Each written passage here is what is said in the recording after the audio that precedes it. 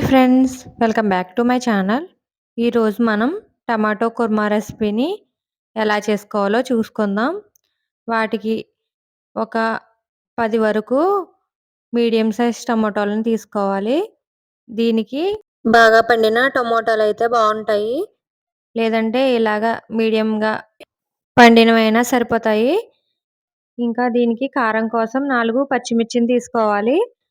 ఒక 5-6 medium size ఉల్లిపాయలను తీసుకోవాలి. 2 రెమ్మలు కరివేపాకు తీసుకోవాలి.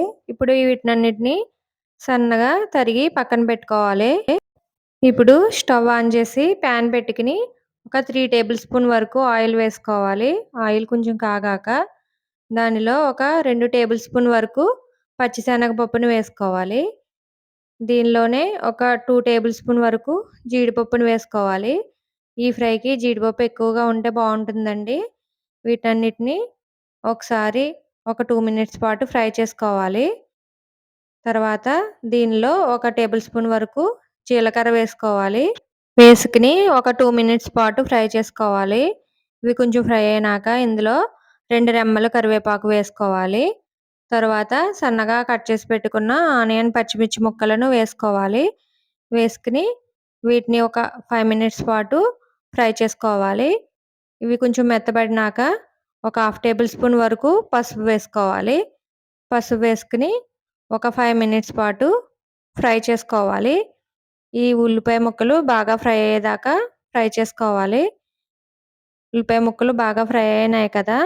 ఇప్పుడు దీనిలో ఒక టేబుల్ స్పూన్ వరకు అల్లం వెల్లుల్లి పేస్ట్‌ని యాడ్ చేసుకోవాలి. యాడ్ చేసుకుని అల్లం వెల్లుల్లి పేస్టు పచ్చివాసన పోయేంత వరకు బాగా ఫ్రై చేసుకోవాలి. ఈ టమాటో కుర్మా అన్నంలోకి కానీ, చపాతీల్లో కానీ చాలా బాగుంటుందండి.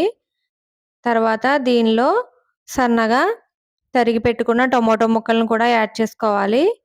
ఈ టమాటో ముక్కలు బాగా తొందరగా మగ్గడం కోసం టేస్ట్‌కి సరిపడా సాల్ట్ ఇప్పుడే యాడ్ చేసేసుకోవాలండి. యాడ్ చేసుకుని ఈ టమాటో ముక్కలు బాగా ఫ్రై అయ్యేలాగా ఫ్రై చేసుకోవాలి.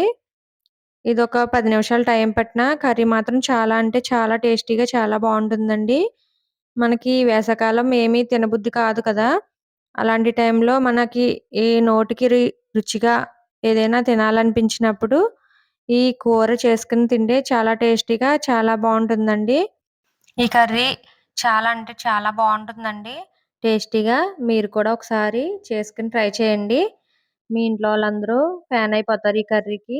అంత బాగుంటుంది టేస్టు. చపాతీలోకి కానీ, రైస్‌లోకి కానీ చాలా బాగుంటుంది. ఈ టమాటో ముక్కలైతే ఒక 5 మినిట్స్ టైం అయితే పడుతుందండి ఫ్రై అవ్వడానికి అయ్యిని. మనం ఈ టమాటో ముక్కలు బాగా దగ్గర గంట ఫ్రై అయ్యేలాగా ఫ్రై చేసుకోవాలి. ఇందులో ఒక హాఫ్ టేబుల్ స్పూన్ వరకు కారం యాడ్ చేసుకోవాలి. మనం పచ్చిమిర్చి ఒక 4 పచ్చిమిర్చి వరకు యాడ్ చేసుకున్నాం కదా! ఆ కారమే సరిపోతుంది. అందుకే కారం కొంచెం తగ్గించి వేసుకున్నాను నేను.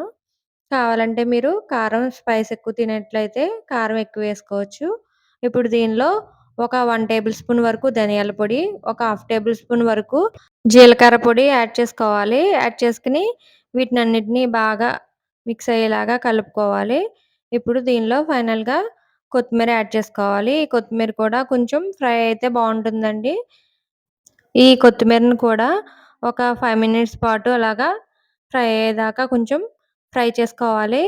ఈ కూర చాలా టేస్టీగా బాగుంటుందండి. జీడిపప్పులు మనం ఎన్ని ఎక్కువ వేసుకుంటే అంత బాగుంటుంది కూర టేస్టు. చాలా బాగుంటుందండి టేస్టు. మీరు కూడా ఒకసారి ట్రై చేయండి. ఇంకా ఫైనల్‌గా దీంట్లో ఒక హాఫ్ టేబుల్ స్పూన్ వరకు గరం మసాలా పౌడర్ వేసుకోవాలి. వేసుకొని ఒక 2 మినిట్స్ అలా ఫ్రై చేసుకొని, ఆఫ్ చేసుకొని డిష్ ఔట్ చేసేసుకుంటమేనండి.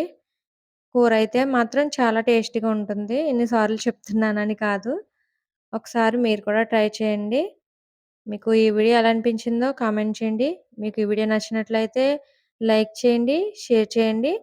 సబ్స్క్రైబ్ చేసుకోవటం మాత్రం మర్చిపోవద్దు. Thanks for watching. Bye bye. See you in the next video.